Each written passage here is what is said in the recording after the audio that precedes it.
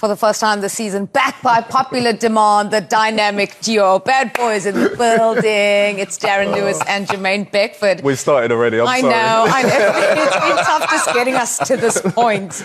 Very excited to have you guys on for the next hour and hear your thoughts, especially, obviously, starting with the big news, the biggest news in world football this week, which is Manchester United sacking a manager on Monday, announcing a new one on Friday. Quite a timeline. Yeah, absolutely. Efficient, at last, from Manchester United.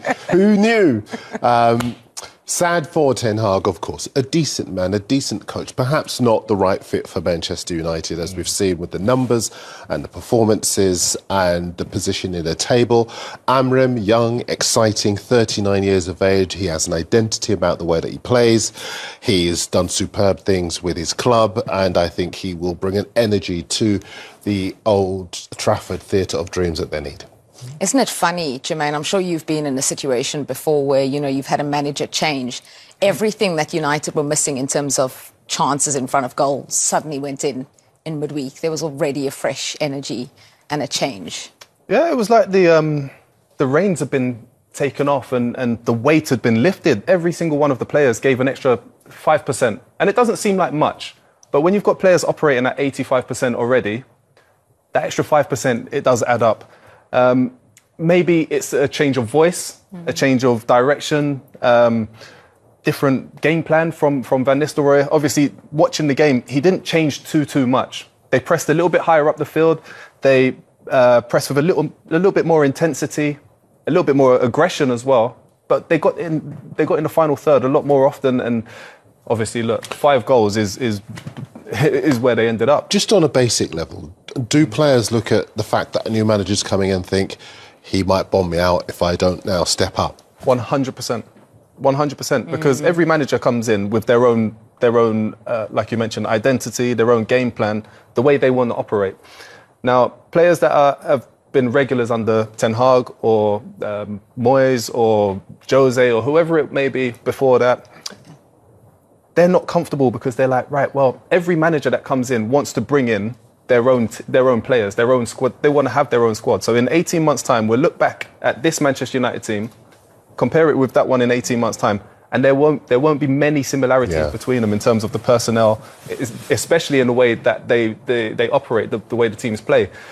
Every player is worried about their position now because it's a new manager.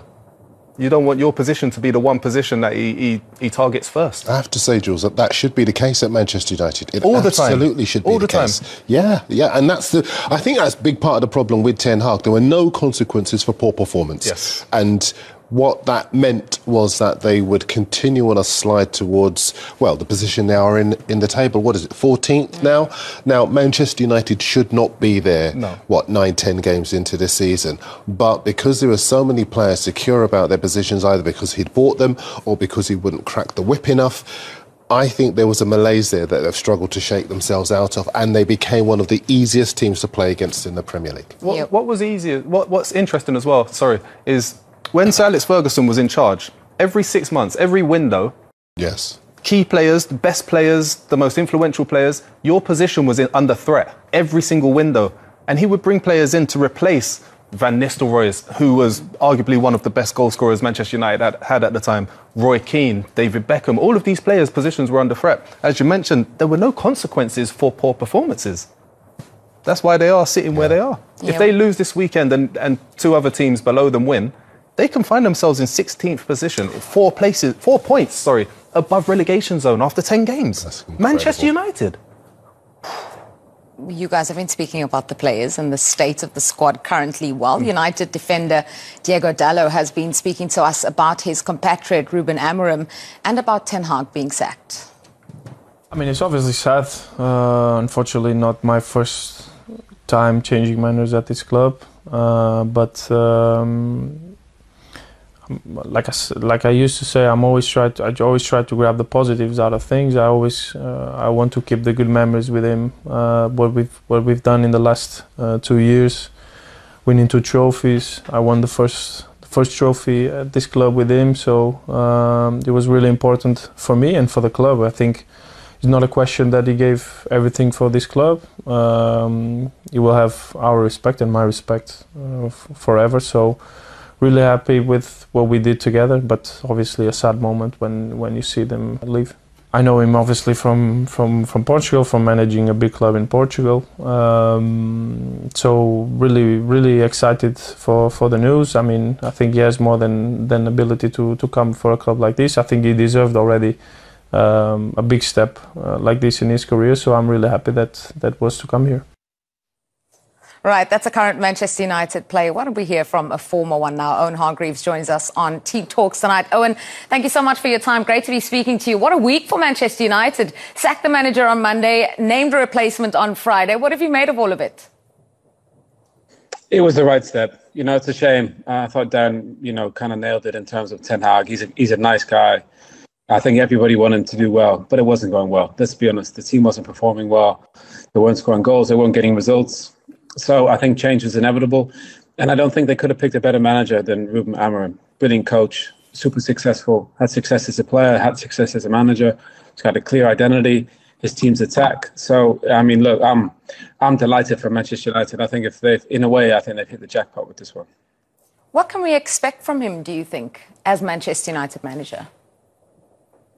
Well, he's going to have a different pressure. I know obviously being a sporting manager comes with pressure. And he led them back to success, winning trophies, which is hugely important. But Manchester United is different. And I think we've seen that for players, for managers, even some of the great ones. You think about Van Gaal and Mourinho have come here and found, I think, the intensity of it quite remarkable. We've heard players speak about it. I mean, we just had Diego Dallo there. I love him. I think he's a brilliant player, speaks very clearly. He's probably one of the most consistent players. But the goal here is you got to win trophies. Obviously people have had success, Ten Hag in Holland, and I think obviously Amorim's had success in Portugal. But this is different with the pressure, expectation, and the quality of the opposition. It's going to be tough. But I think they signed the perfect manager, and now in a way they've got to sort the recruitment out, and that's going to be interesting with the way that Amorim plays in that 3-4-3. There's going to be one or two that are going to be marginalised, I think, in this formation, in this system. But my only hope is that the players enjoy it, put a smile on their face. He sounds like a player's manager, which was what we all want. And you just want to see this club back where it belongs. It's too big a football club to be in 14th in the Premier League. It's absolutely remarkable. Hi, Owen. Darren here. You've played for some big managers, some tactical geniuses, but also some managers with charisma. The way the Premier League is now, do you feel that he needs to come in, Amorim, with that character and charisma to manage a club the size of Manchester United, with the personalities in that dressing room?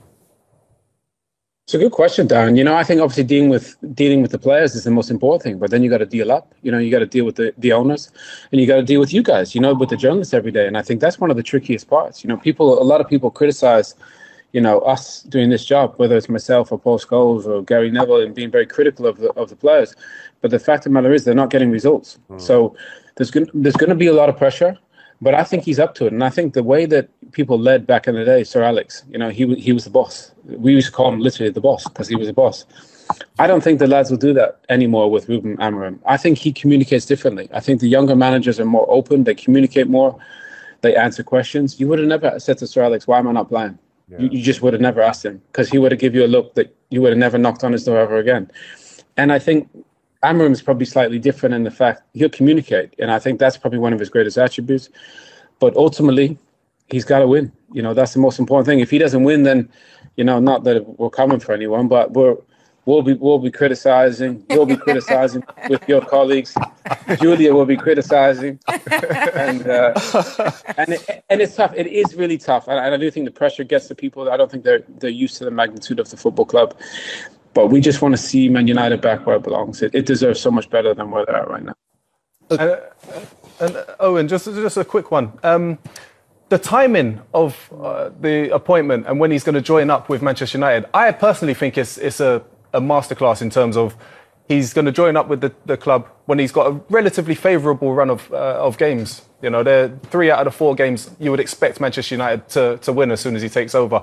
He's got the international break to work with some of his players. What's your thoughts on that? I think that's handpicked from him. The club would have wanted him in this weekend. Yeah. But he would have looked at it and said, right, give me a little bit of time. I mean, Jermaine, you know what it's like. You never get a manager gets a sack and you get 2 weeks to work with the group. No chance. That would have been happening from Ruben Amorim. So he would have said, look, I'll come in on that day. Obviously, they need to make it work with Sporting. But I think you're right. I think it's a masterclass from him. But ultimately, he's got to get results. And I do think they have some tough games in and around that time. I think the first one's quite favourable. But I think the timing was from Amorim. When you got other cards like he did, then you can probably pick and choose when you're going to start. Oh, and what do you think about the idea that he comes from a weaker league, an inferior league? My view is that there is so much pressure at Sporting to win the title, and the first of his titles was after 19 years. How does that compare to the pressure he will have at Manchester United and his ability to cope with it? Great question, Dan. I think, look, if you look at his body of work even as a player, this guy has played at the highest level. He's won trophies, he's played for his country, and he's had success. He came into a Sporting team that hadn't won a trophy for ages. And this guy's winning doubles, and he's doing it in style. They're scoring goals. He's got a clear identity.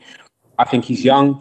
I think he can relate to the players. But the most important thing is he has success. So, look, I think if you're a great one, like all these guys are, you want to measure yourself with the best. He's done it in Portugal, and he's a young guy, and he's like, right, okay, let's bring on the next test. 100% it's a different test from what he's experienced in Portugal.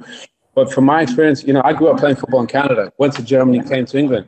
I never, ever would have thought I would have got that far. And I'm sure Ruben Amorim probably never dreamed he'd be this successful manager at such a young age. But you know what? He's here, and he's one of probably the hottest commodities in the management game. And I think Manchester United done a brilliant job of getting him in quick, because that situation with Ten Hag was untenable. And right now, obviously, he needs a bit of time in the window.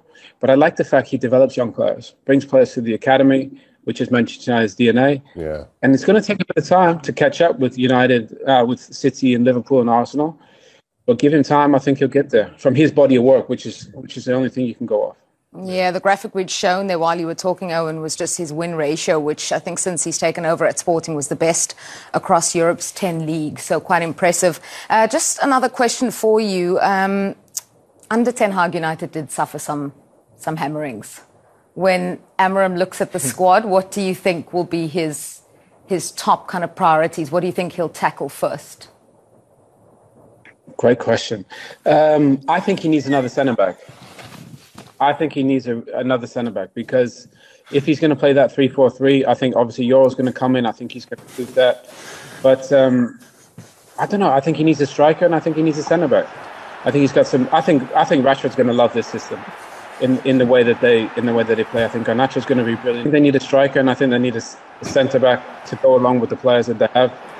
But I'm just excited. I think we just needed a change, and I think this is a brilliant change. And I'm sure he's going to want to spend some money. But I think if you're a great coach, you look at that group and you'll go, I can make these guys better. I can help them win. And I truly believe a young manager like him can get more of this group than Erik ten Hag has got. I'm almost certain of it. Mm-hmm. Oh, and we got to let you go. But before we do, please do us a favour and tell Jermaine his question was good as well. Owen, mate, you're killing me, man. Everybody's getting great questions. I'm getting nothing, bro. Man, come on. You know I love you. Okay, thanks so much, Owen. Thanks for your time. Oh, man.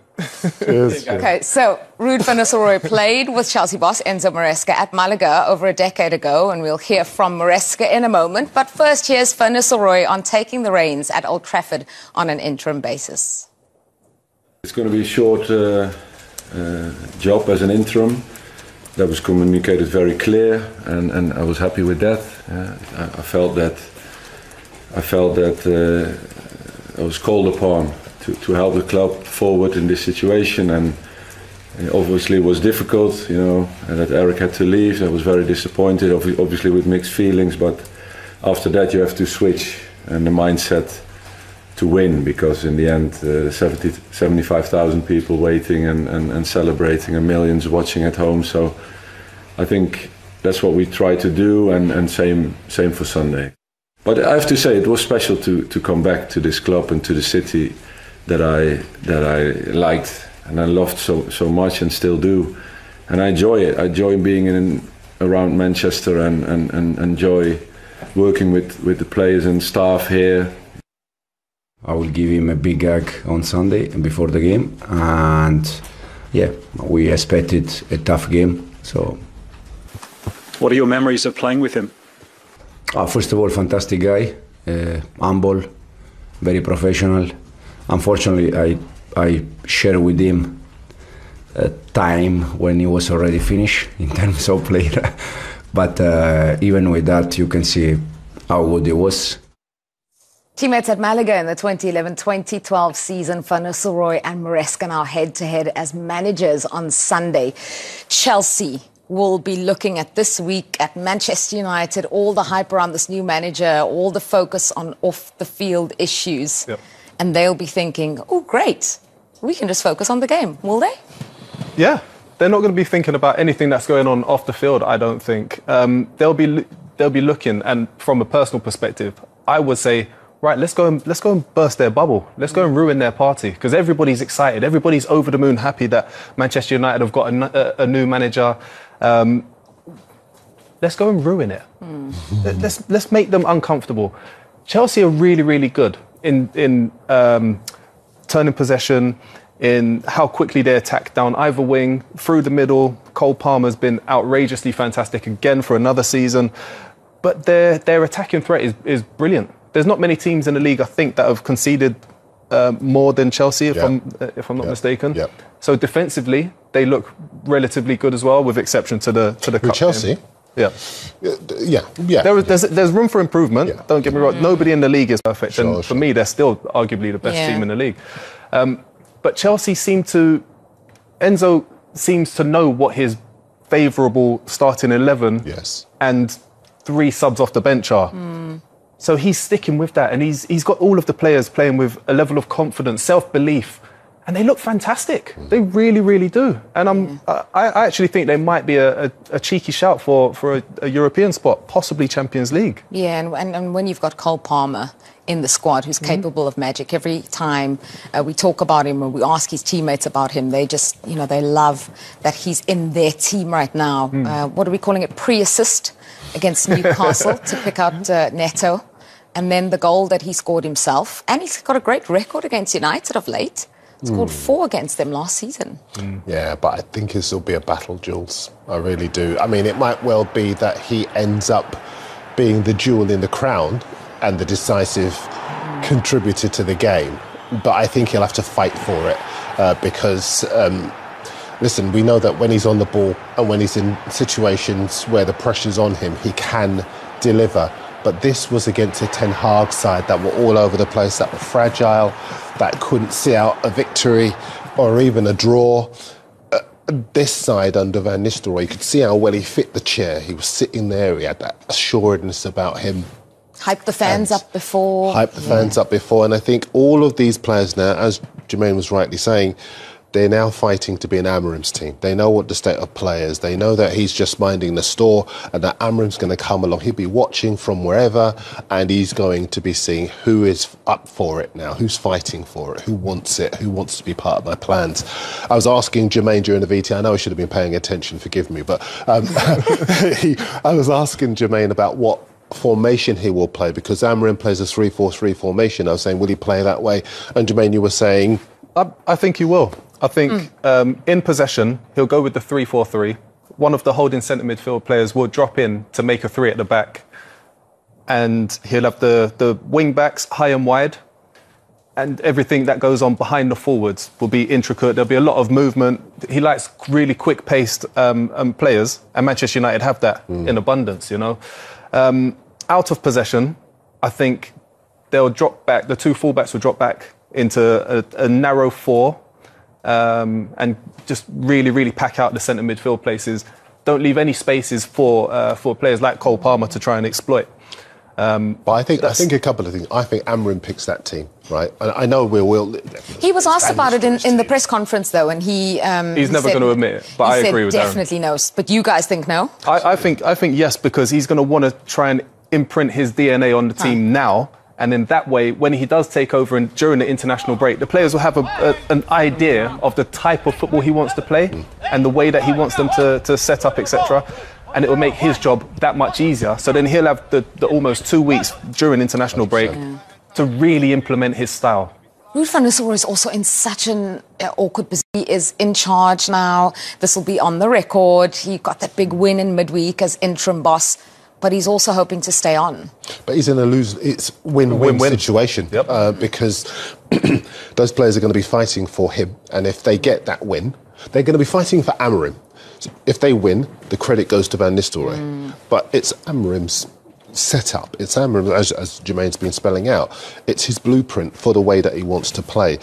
As I said, I think this will be a fight. I know, as a journalist, I kind of want to see Cole Palmer do what he did last season. Yeah. But I think this will be a battle. I think at some points it may even be ugly because they will want to show that they are prepared to fight to be in Amorim's plans. And I think as you talk about the midfield being packed up and space being denied to players, I think tempers will fray because Chelsea will want to rattle those cages, but I don't think they'll be as defensively weak as they were in that match that we just saw there. I think this will be a very different United, the United that Amorim wants to take charge of.